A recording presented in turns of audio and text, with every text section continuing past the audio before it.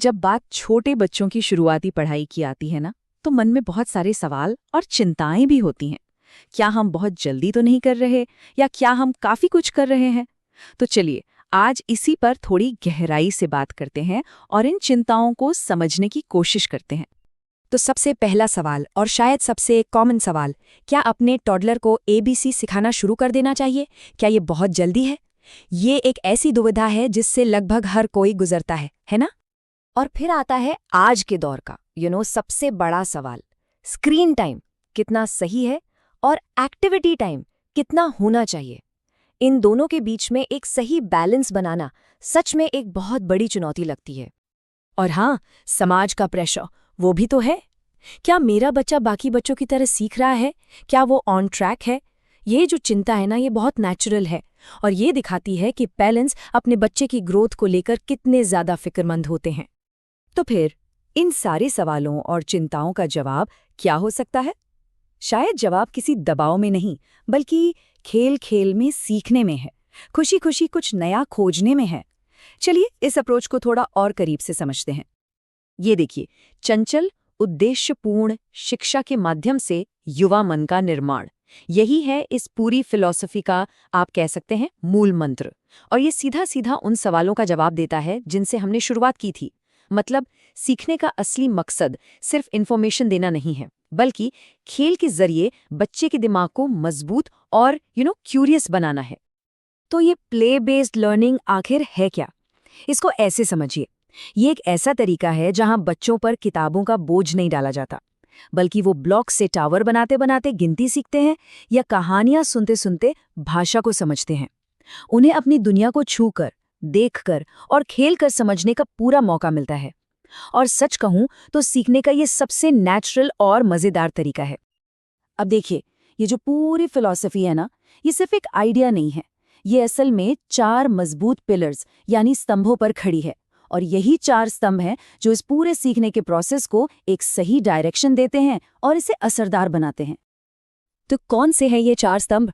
चलिए एक एक करके समझते हैं। पहला है चाइल्ड सेंट्रिक लर्निंग, मतलब एजुकेशन बच्चे के हिसाब से हो, ना कि बच्चे को एजुकेशन के हिसाब से ढलना पड़े।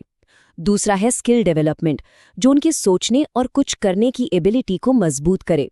तीसरा क्रिएटिव एजुकेशन, ताकि उनकी इमेजिनेशन को पंख मिले। और चौथा, जो शायद सबसे जरूरी है, वो है जॉयफुल लर्निंग। ये पक्का करता है कि सीखने का पूरा प्रोसेस एक मजेदार खेल लगे, कोई बोझ नहीं। ठीक है, फिलॉसफी तो समझ आ गई, पर सवाल ये है कि इसे असलियत में कैसे लाया जाए। तो इसके लिए कुछ बहुत ही मजेदार और असरदार टूल्स बनाए गए हैं, जो इस सोच को सिर्फ कागज पर नहीं रखते, बल्कि बच्चों के हाथों तक पहुंचाते हैं।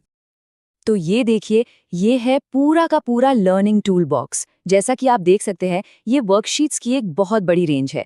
इसमें अर्ली लर्निंग और बेसिक्स से लेकर लैंग्वेज, मैथ्स, लॉजिकल थिंकिंग और इतना ही नहीं, क्रिएटिव आर्ट्स, पजल्स और ब्रेन बूस्टर्स तक सब कुछ शामिल है। इससे साफ पता चलता है कि बच्चे के डेवलपमेंट के हर एक पहलू का कितनी गहराई से ध्यान रखा गया है। और हाँ, इन सभी वर्कशीट्स को 4 खास प्रोग्राम्स में भी बांटा गया है, ताकि हर तरह की जरूरत पूरी हो सके। पहला है लिटिल लर्नर स्किल बूस्ट। इसका फोकस है शुरुआती नींव को मजबूत करना, जैसे अक्षर, नंबर और मोटर स्किल्स। दूसरा है स्मार्ट माइंड्स एकेडमिक सपोर्ट। ये रीडिंग, राइटिंग और मैथ्स जैसे मेन कॉन्सेप्ट्स को और पक्का करता है। फिर है क्रिएटिव एक्सप्लोरर्स एक्टिविटी। ये आर्ट और पजल्स के जरिए इमेजिनेशन और सेल्फ एक्सप्रेशन को बढ़ावा देता है। और आखिर में है ब्रेन पावर थिंकिंग प्रोग्राम। इसका फोकस है मेमोरी, लॉजिक और प्रॉब्लम सॉल्विंग स्किल्स को बेहतर बनाने पर। तो आप देख सकते हैं, यहाँ हर जरूरत के लिए एक प्रॉपर ऑर्गेनाइज्ड रास्ता मौजूद है। तो इन सब बातों का निचोड़ क्या निकलता है? इस पूरी मेहनत का असली मकसद है क्या? और यकीन मानिए, ये सिर्फ अक्षर और गिनती सिखाने से कहीं बहुत ज्यादा गहरा है। असली लक्ष्य है बच्चे का ओवरऑल डेवलपमेंट, यानी उसका सर्वांगीण विकास। उन्हें ऐसा बनाना जो खुद पर यकीन करें, जिनके मन में सवाल उठें और जो बिना किसी प्रेशर के खुद सीखने के लिए तैयार रहें।